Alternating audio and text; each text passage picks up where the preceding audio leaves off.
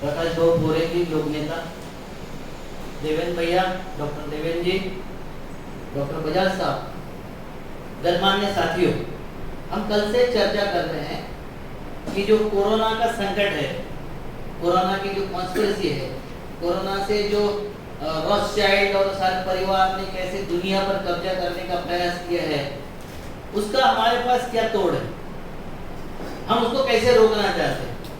इसका मतलब होता है कि उन्होंने एक्शन किया है, हम रिएक्शन करना चाहते हैं, और रिएक्शन से कोई मोमेंट बनती नहीं।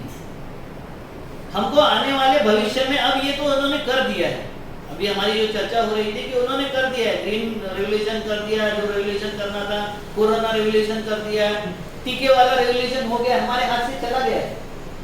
ये कोई अगर हम मुगालत में होंगे कि हम इसको बदल देंगे, हम दुनिया बदल देंगे, इस मुगालत में रहने का मतलब नहीं है। किसी भी संगठन को पैदा होने में या सत्ता में आने में या विचार को प्रसारित करने में 10, 20, 25 साल, 50 साल, सैकड़ों साल लगते हैं। हम नहीं चाहते, हम क्योंकि सच बोलते हैं, हम सच बोलना चाहते हैं, तो सच्चाई को फैलाने के लिए बहुत साल नहीं लगते हैं। मगर क्या हम एक सुर में बोलना चाहते हैं?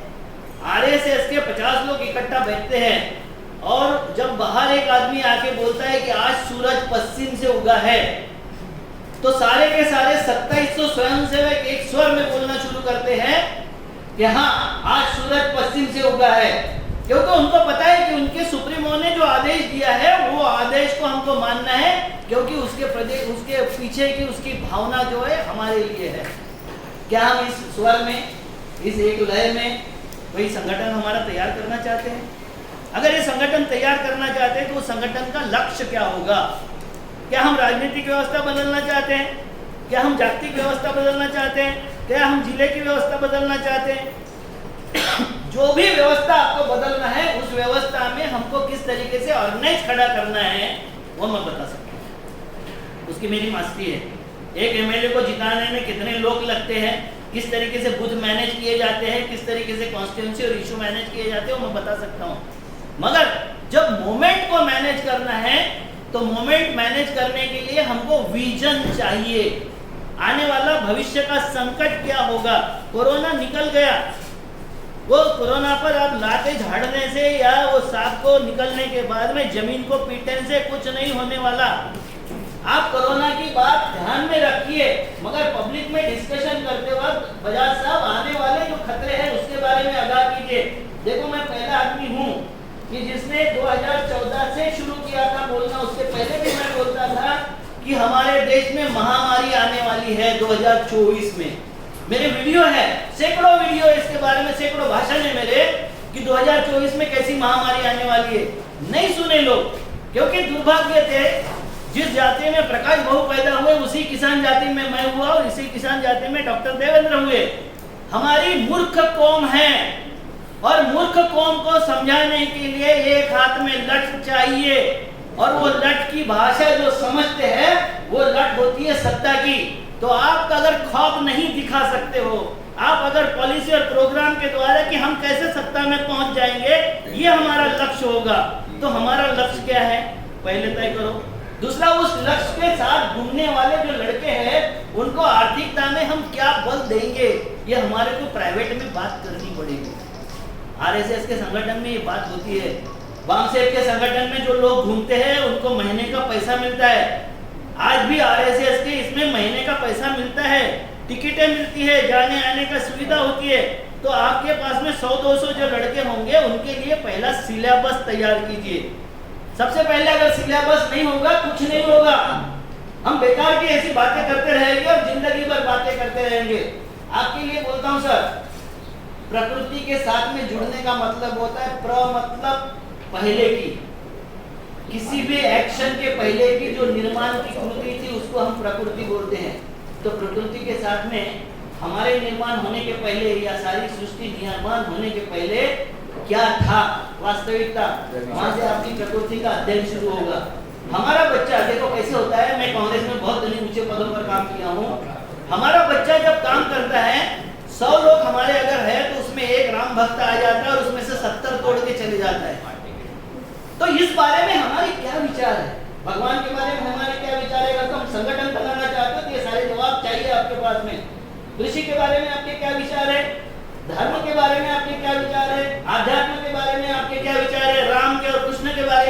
क्या विचार है, अल्लाह के बारे में आपके क्या विचार है, मुसलमानों के बारे में आपके क्या विचार है, ये आपको सिलेबस करना पड़ेगा।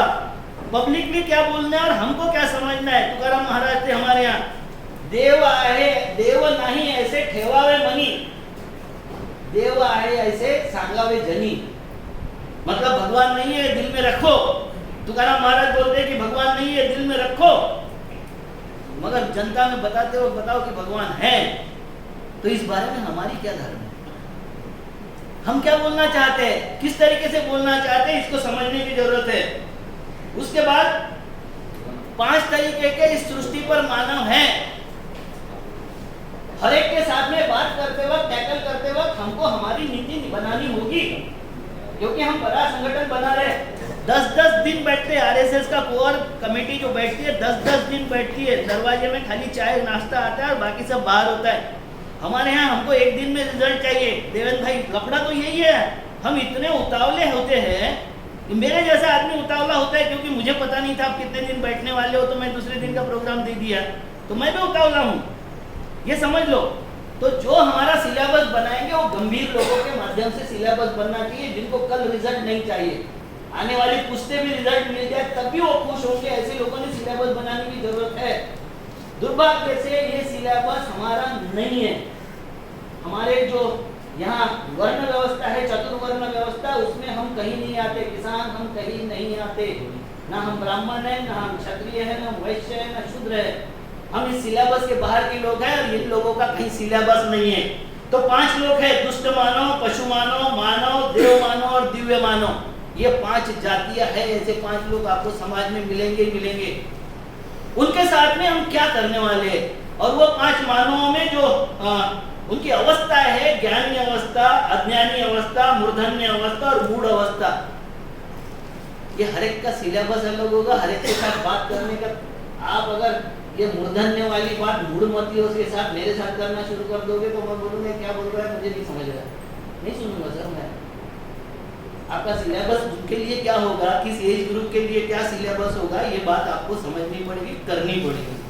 और उसके बाद संगठन अगर निर्माण करना है तो संगठन का स्ट्रक्चर क्या होगा, क्या हम राजनीति करेंगे, क्या हम समाज नीति करेंगे, क्या हम बदलना क्या चाहते हैं। सोच बदलना चाहते हैं तो सोच बदलना का तो आपको माइंड का ऑपरेशन करना है, मन का और माइंड का, दिमाग का, दोनों ऑपरेशन करना है। बहुत महीन ऑपरेशन है। इतना सा भी उसमें अगर कुछ गलत हो जाए ना तो तुरंत रिएक्ट कर जाएगा, पेशेंट मर जाएगा या आप मर जाओगे, वो आपको मार देगा। ऐसे वक्त में वो ऑपरेशन के लिए आपको धीर गंभीरता से बनाने के लिए शिक्षक चाहिए, पढ़ाने वाले लोग चाहिए। देवेंद्र भाई जो काम कर रहे हैं, मुझे नहीं पता, मैं जानता नहीं सर, कितने लोग आपने पैदा किए आपके जैसे बोलने वाले। ये मैं पब्लिकली नहीं पूछूंगा मगर प्राइवेटली जरूर पूछूंगा कि आपके जैसे बोलने वाले कितने पैदा किए, कितने दिनों में। और वो हम मल्टीप्लाई करके जिस दिन हम 5000 लोग आपके स्वर में बोलने के लिए तैयार हो जाएंगे इस देश में, प्रकाश बाबू जैसे 5000 लोग तैयार हो जाएंगे जिस दिन देश में, उस दिन कोई संगठन हमको डिफीट नहीं कर सकता। इसको ध्यान में रखो। अगर आप बोलते हो कि नहीं हमको अभी कोरोना पे क्या करना है, कौन सा कोरोना हो गया, वो जितने मारना था मर गए, अफगान वार आया और कोरोना समाप्त। तीसरी लहर नहीं आई भाई, अफगान बाहर चला और कोरोना समाप्त हो गया। बच्चों को वैक्सीनेशन अभी देने वाले हैं, उसके बारे में बात क्यों हो? जिनको दे रहे हैं, जिन बच्चों को जिनको मरना ही है साला, तो बचाने वाला मैं कौन होता हूँ? भगवान नहीं बचा सकता उनको, भगवान नहीं बचा सकता, मैं कौन होता हूँ? आप कौन होते हो और आप कौन होते हो बचाने वाले? हम जितना आसपास अपना दायरा है, अपने प्रभाव क्षेत्र में बचाने की जरूरत है। प्रभाव क्षेत्र को कैसे बढ़ाना, ये काम संगठन का। क्या बताएंगे हम बच्चों को कोरोना वैक्सीन मत दो, वो बोलता है मेरा पड़ोस वाला मर गया, मेरे गांव वाला मर गया, मेरे साथ वाला मर गया, क्या बताओ उसको? और कैसे बताओगे? तो पहले ये मैंने जो बताया कि 4 तरीके के भय, प्राण भय, मान भय, पद भय और धन भय। ये सबसे भयानक भय जो होता है वो होता है प्राण भय। जान जाने का खतरा हो तो आदमी हर चीज करने को तैयार होता है। तो प्राण भय से कैसी मुक्ति मिलेगी, उसका सिलेबस भगवान शिव ने बनाया है, सबसे बड़ा सिलेबस। उसने मुर्दे की राख उठाया, फांस दिया मस्तक पर और बताया कि यह अंतिम मुकाम है तेरा साले, मरने तो वाला ही है।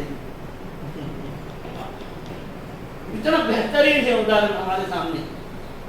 मौत अंतिम सत्य है, मगर मौत के पहले क्या करना चाहिए और कैसे करना चाहिए, तो भय मुक्ति का कभी शिव मेरे से सुनोगे तो समझ में आएगा कि कैसी भय मुक्ति हो सकती है। दूसरी बात है कि हमको संगठन कैसे पैदा करना पड़ेगा। 5 तरीके से संगठन पैदा होता है, एक पैसे से, एक जाति से, एक धर्म से, एक भाषा से और एक विचारों से। हमारा वैचारिक संगठन अगर होगा तो विचार मजबूत होने चाहिए। विचार क्या होंगे ये तय करना पड़ेगा हर बात में विचार, क्योंकि विचार क्या होगा मैं आपको भेज दूंगा। 16 इसमें है, व्यवस्था में 16 पार्ट है। 16 पार्ट में हर पार्ट में आपको काम करना पड़ेगा, क्योंकि ये आप पब्लिक के पास जब जा रहे हो तो फुल प्रूफ होना चाहिए। तो 16 पार्ट में आता है, राजनीति भी आती है, समाज नीति भी आती है, आर्थिक व्यवस्था भी आती है, सामाजिक व्यवस्था, धार्मिक व्यवस्था, ये सारी व्यवस्थाएं आती है। शिक्षा, पारिवारिक व्यवस्था। आपने इतना बड़ा सिलेबस बनाया, इतना बड़ा 2 घंटे का भाषण दिए, उसमें एक भी शब्द आपने शिक्षा के लिए बोला नहीं। जिस देश में शिक्षा नीति का सत्यानाश हो गया, अब इस देश की 50% लड़के ये 8वीं के बाद पढ़ेंगे नहीं। 12वीं के पहले एग्जाम उन्होंने बंद कर दिया है। ये सरकार ने आपके बच्चों का पूरा प्रबंध कर दिया है कि आपका बच्चा 8वीं के बाद पढ़ेगा नहीं। इसके बारे में कोई नहीं बोल रहा है। समाज का पढ़ा लिखा तबका मेरा इसके ऊपर पूरा, जैसे ही एजुकेशन नीति घोषित हुई, मैं दूसरे दिन मैंने इस पे था, फेसबुक पे था, और मैंने उसको लाइव क्रिटिसाइज किया है कि ये साले कितने हरामीपन कर रहे हैं। 3 स्टेज एजुकेशन यूनिवर्सिटी बना दिया। हर यूनिवर्सिटी का अपना सिलेबस होगा, अपना पेमेंट का स्टेटस होगा, अपने तरीके से यूनिवर्सिटियां चलेगी, आपके बच्चे कहीं नहीं दिखेंगे। और इतना सत्यानाश होने के बाद भी ये बात हम अगर हमारे लोगों को कन्विंस नहीं कर सके तो हम नपुंसक है, हम उसमें समझ नहीं सके और हम हमारी जनता को समझा नहीं सके। ये बात दुर्भाग्यपूर्ण है मगर सच है। ये समझाने की जरूरत है कि नहीं, पहले हम तो समझे सर। एजुकेशन पॉलिसी पे आपको डिस्कशन करना पड़ेगा। आपको नहीं सर, आपके पूरे इसमें नहीं देखा आपने। हाँ, इसमें नहीं था, पूरा है लेक्चर है। वो आपने जो बोला कि जैसे एग्रीकल्चर खा लिया, आर्थिकता खा लिया, ये खा लिया, एग्रीकल्चर पे 1.5 घंटे का अलग से है, तो वो करो। हाँ, सर मैंने पहले बोला, मैं क्रिटिसाइज नहीं, मैं सजेशन देता हूँ। मैं किसी को क्रिटिसाइज करने का कोई ये नहीं, क्योंकि ये मेरा पारिवारिक मंच है। मैं जब उनके मंच पे जाता हूँ तो फाड़ के खाता हूँ, उसमें मुझे कोई टेंशन नहीं है। मुझे तो बोलते ही है, प्रकाश बाबू भी बोलता है, मेरे कई साथी बोलते हैं कि इसको कहीं भी भेज दो, दंगा भड़का देगा। बिल्कुल भड़काऊंगा, मुझे कोई आपत्ति नहीं है उसमें। दूसरा, हमको क्रिया करना पड़ेगा, एक्शन। जितने प्रोग्राम होंगे एक्शन प्रोग्राम होंगे। डॉक्टर साहब अगर टिकट नहीं लगाना है तो क्या एक्शन प्रोग्राम का ही बताऊं, मैं वो करने के लिए तैयार हूँ। मुझे प्रतिक्रिया देने मत लगाओ, ये समझाने मत लगाओ कि बच्चों को टीका मत दो, ये हो जाएगा। एक्शन बताओ, एक्शन बताइए। दूसरा, क्रांति करने के सारे नेता आपको समझाएंगे क्रांति होनी चाहिए देश में। क्रांति से किसी का उद्धार नहीं होता सिवाय नेता के। करना होगा उत्क्रांति। उत्क्रांति के बिना कभी समाज नहीं बदलता। हम बंदर से मानव भी बने होंगे तो उत्क्रांति से बने, और क्रांति से एक नेता जाता है, दूसरा सीएम बनता है, दूसरा सीएम जाता है, तीसरा सीएम बनता है। तो हमको किसी का इंस्ट्रूमेंट होना है या सच में हमको काम करना है, ये तय करना। अगर ये तय हो जाए तो फिर मुझे बताना, मैं 25 दिन दूंगा, महीने के 25 दिन, जहां भी आप प्रोग्राम लगाओगे, ट्रेनिंग लगाओगे ढंग से, और वहां से निकला हुआ जो बच्चा रहेगा, जिनके कान खुले होंगे, मैं फिर बता देता हूँ, बहुजन समाज के कान बंद है। आप जितने लोग मेरी बात सुन रहे हो, आपके बहुत सारे लोगों के कान बंद होंगे। आपका अंदर से दिमाग शुरू होगा कि इसको चुप करने के लिए कौन से सवाल पूछे जाए। आपका सब बंद कर देना, स्विच ऑफ कर दो। पहले पुराना जितना होगा स्विच ऑफ करो, और उसके बाद में मेरा क्लास ले लो। सवाल होने चाहिए, सवाल हमारे समाप्त कर दिए गए। ये बता दिया गया कि ऋषि का कुल और नदी का मूल नहीं पूछना चाहिए। क्यों? क्योंकि दोनों जगह हम खड़े दिखते हैं। किसान खड़ा दिखता है, क्योंकि जिसके पेट में दर्द होता है वही अजवाइन खरीदता है, वही अजवाइन ढूंढता है। हमारे पेट में दर्द था तो पंचांग हमने खोजा था, मगर हमने छोड़ दिया। हमारे सारे दावे हम छोड़ देते हैं। ये सब चीज पे मैं बहुत विस्तार से बोल सकता हूँ, विस्तार से हर चीज पे। मैं पंचांग पे बोल सकता हूँ, ग्रह नक्षत्रों पे बोल सकता हूँ, तारों पे बोल सकता हूँ, हर चीज में मैं विस्तार से बोल सकता हूँ। और ग्रह नक्षत्र सही है क्या, पंचांग सही है क्या, 100% सही है। प्रिडिक्शन सही है क्या, वो सारा धंधा है उसका। प्रिडिक्शन कोई सही नहीं। प्रिडिक्शन कभी नहीं करना, प्रिडिक्शन पे कभी विश्वास नहीं रखना, ना कोई प्रिडिक्शन कर सकता है। क्योंकि अभी मैं जा रहा हूँ, प्रकाश भाऊ ने और इन्होंने बोला कि नहीं रुक के जाना है, अभी मेरा दुर्घटना योग था, इनके वजह से मेरा सफर 1 घंटा लेट शुरू हुआ, दुर्घटना टल गई। तो मेरे निर्णय पे जितने लोग प्रभाव डाल सकते हैं उन सबकी कुंडली एक साथ जांचे बिना मेरा प्रिडिक्शन नहीं हो सकता। ये हम पर नहीं समझता है। हर चीज में उन्होंने इतना महीन ये तैयार किया है, प्रोग्राम तैयार किया है, वामसेपी का हो या संघीय का हो या कम्युनिस्टों का हो, बहुत महीन प्रोग्राम तैयार करते, हर हरकत पे प्रोग्राम है उनका। ये इन्होंने पब्लिक ने ऐसा सोचा तो हमको क्या बनाना है, इन्होंने ऐसा बोला तो हमको क्या बताना है, ये ऐसा करेंगे तो हमको क्या करना है, ये उनका प्रोग्राम है। आपकी एक अच्छी मूवमेंट चल रही है, तुरंत वो किसी मंदिर में मांस पहुंचा देते सुअर का। हम लोग सारे मूर्ख लोग, मैं अभी बोला था मुसलमानों की मीटिंग में, अबे मान लो तुम तो इतने मूर्ख हो कि तुम भरी थाली में बैठे हो अपने परिवार के साथ में और तुमको बता दिया कि किसी ने मोहम्मद पैगंबर साहब का अपमान किया है या कुरान को कोई खतरा पहुंचा है, तो आप बोला वहीं उठोगे, पहले थाली अपने मुंह पर मारोगे, घर के बाहर निकाल के पहले अपनी गाड़ी फोड़ोगे और जलाना शुरू कर दोगे। ये भी नहीं सोचोगे कि मोहम्मद पैगंबर के आप बाप नहीं हो, उसको बचाने का ठेका आपका नहीं है। कुरान शरीफ अगर ईश्वरीय किताब है तो उसको बचाने का ठेका आपका नहीं है, गीता बचाने का ठेका आपका नहीं है और कुरान को बचाने का ठेका भी आपका नहीं है, क्योंकि वो हमारे बाप है, हम उनके बाप नहीं है। ये बताने की हमारी जरूरत नहीं है, हम बताते नहीं सर। हम किसी बात पर, हिंदू मुस्लिम के बात पर चुप हो जाते हैं, हमारा सारा मोमेंट खत्म हो जाता है। मैंने कई मोमेंट देखा हूँ कि ऐसे खत्म हो गए, उन्होंने तुरंत हिंदू मुस्लिम का इशू लाया। मुसलमान अभी वो बोला मोहन भागवत, मुसलमान की इतनी संख्या बढ़ रही, वो ये नहीं बताता कि 2001 में पॉपुलेशन ग्रोथ रेट जो थी वो मुसलमानों की 7% थी, वो घट के अभी 2.7% आ गई। तो मुसलमानों ने भी अब पॉपुलेशन कंट्रोल करना शुरू कर दिया। नहीं बताएंगे आपको। अगर वो बताते हैं कि मुसलमान अपनी महिलाओं की इज्जत नहीं करते इसलिए हमने 3 तलाक लाया, तो 1000 पुरुषों के पीछे हिंदुओं में 931 महिलाएं हैं और मुसलमानों में 951 महिलाएं हैं। आपसे 20 महिलाएं ज्यादा रखते हैं वो, क्योंकि वो महिलाओं का आपसे अधिक सम्मान करते हैं। और फिर भी अगर कोई बोलता है कि वो 4 बीवियां करते हैं, तो 1000 पुरुषों के पीछे 951 महिला है। उन 50 लड़कों को अभी भी पहली बीवी नहीं मिलती, तो चौथी बीवी क्या संघी अपनी बेटियां देते हैं? ये हम पूछते नहीं है। हम शुरू हो जाते हैं उल्लू जैसे, मूर्ख जैसे, हमारी सारे प्रोपेगेंडा शुरू हो जाता है। और फिर हमारे, देखो इसमें बहुत सतर्क रहने की जरूरत है। जब भी तुम्हारे किसानों का फसल का इशू आता है, इंश्योरेंस का इशू आता है, जमीन का इशू आता है, तुरंत एक आरक्षण का इशू उड़ जाता है, एक मंदिर का इशू उड़ जाता है। दोनों आपके इशू को मार देते हैं। इसका जवाब आपके पास में डॉक्टर साहब रखना पड़ेगा। अगर जवाब नहीं रखोगे तो ये जवाब आप नहीं दोगे तो आपका संगठन कितने भी बनाया होगा, एक झटके में समाप्त हो जाएगा संगठन। सॉरी, क्या बता रहा था मैं? शिक्षा नीति, शिक्षा के बारे में बता रहा नहीं, वो तो हो गया। मैं तो अभी सलाह ये कर रहा हूँ। भाई साहब ने जो बताया इतनी, मुझे देख के ऐसा लगा कि साला हम तो बर्बाद हो गए, अब कुछ बचा ही नहीं हमारे हाथ में। डरे हुए लोग मूवमेंट नहीं चला सकते कभी, तो डरे हुए लोग कभी मूवमेंट खड़ा नहीं कर सकते। लेकिन इनको ये बताना पड़ेगा लेकिन कि ये सालों ने इतनी हरामीपन किया है, मैंने यहाँ उनकी नकेल ठोक दिया।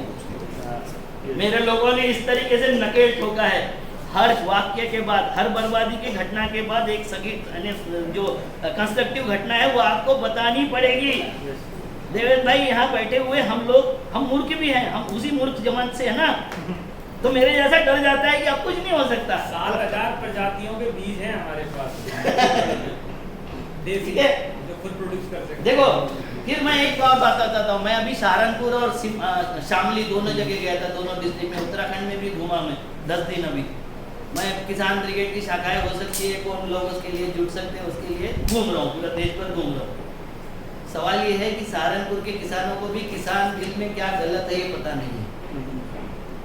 टिकैत बैठा हुआ है, चटोजी साहब बैठे हुए हैं और उनके नेता बैठे हुए, इसलिए वो बैठे हुए।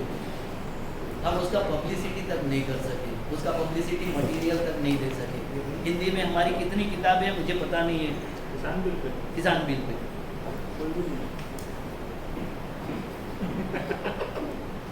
और डॉक्टर साहब हम लड़ाई लड़ना चाहते हैं किसी के साथ, ऐसी ताकत से लड़ाई लड़ना चाहते हैं जिनके पास में मीडिया है, जिनके पास में सोशल मीडिया है, जिनके पास में सत्ता है, जिनके पास में सारा का सारा व्यापार है, जिनके पास में अर्थ सत्ता है, सारी सत्ता है उनके पास में, उनसे लड़ाई लड़ना चाहते हैं। और हमारे किसान तक हम 1 साल में एक किताब नहीं पहुंचा सके कि 3 बिल तुम्हारे पूरे परिवार को सत्यानाश कैसी करेगी, ये किताब एक पहुंचा नहीं सके। दुर्भाग्य है कि नहीं हमारा?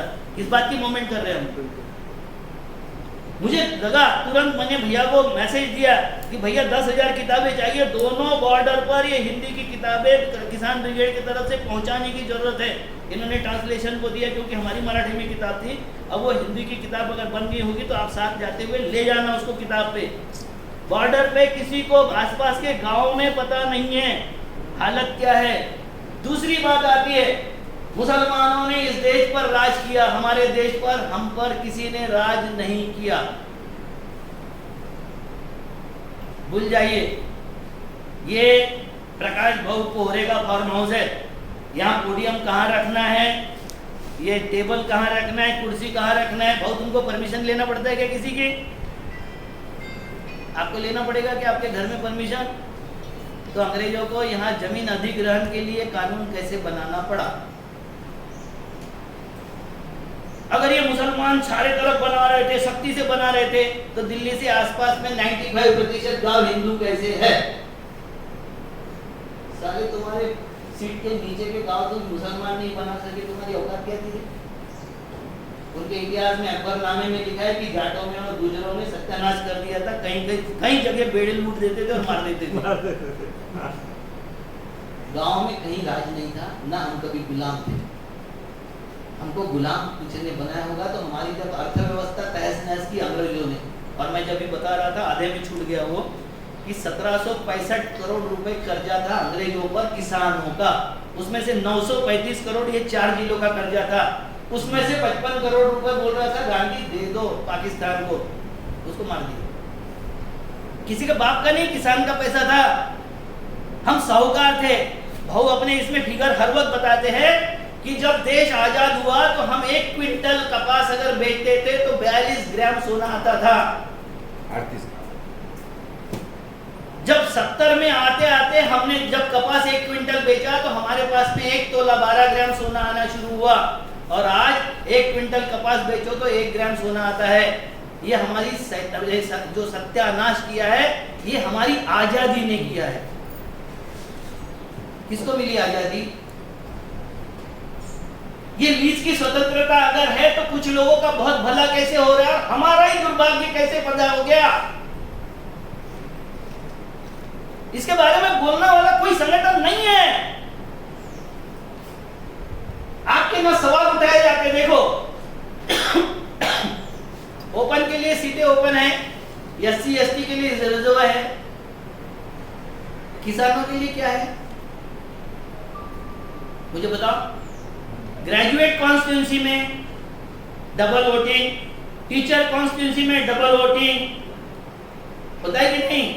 स्थानिक जो स्वराज्य संस्था में डबल वोटिंग, वहां MLA बनते हैं ना।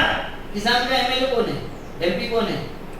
आज अगर प्रकाश पोरे जैसा आदमी विधानसभा में बैठा होता किसान के नाम से, किसी की माई की लाल की ताकत थी कि किसानों के विरोध में कुछ बिल पास हो जाता, मगर तुमको कहीं प्रतिनिधित्व नहीं मिला। बेवजह रोते रहते हम लोग, ये हमारा कुछ नहीं करते। कोई पार्टी तुम्हारी नहीं है,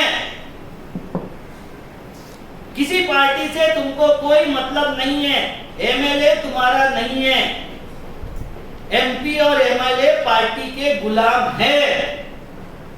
आपका उनसे कोई मतलब नहीं है। वो पहला अगर आदेश किसी का सुनोगे तो पार्टी प्रमुख का आदेश सुनेंगे, वो आपका नहीं सुनेंगे। वरना कम से कम 400 ग्रामीण पृष्ठभूमि से आते हैं MP, आते कि नहीं? 544 में 400, ठीक है।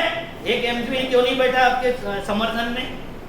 एक साल में एक MP आपके समर्थन में नहीं बैठा, और आप बोलते ये हमारे किसानों के प्रतिनिधि है। ये पार्टियों के प्रतिनिधि है। तो हम जब तक नेतृत्व पैदा नहीं करेंगे, जब तक हमारा उद्धार नहीं होगा। नेतृत्व पैदा कीजिए। मैं पहले ही बता दिया है कि मुझे जितना समय मांगोगे उतना समय मेरे पास है, मैं दूंगा।